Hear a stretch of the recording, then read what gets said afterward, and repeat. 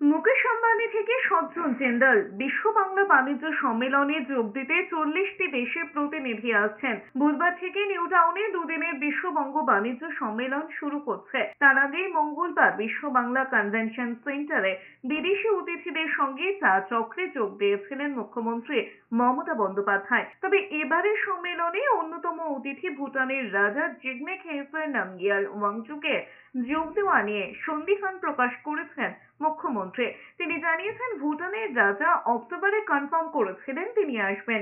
দিল্লির সঙ্গে কি আছেন তা তিনি জানেন না। মঙ্গলবার সকালে ভুটানের রাজা মহাকুম্ভে গিয়েছিলেন। সেখানে যোগী আদিত্যনাথের সঙ্গে পুণ্য স্নানও সারেন।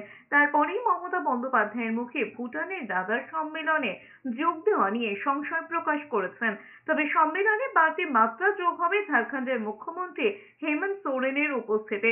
বাণিজ্যে এবার বাংলার সঙ্গে হাত মেলাবে ঝাড়খণ্ড। এখনো পর্যন্ত যেটা ঠিক আছে, আমি জানি না দিল্লির কিছু প্রবলেম আছে কিনা।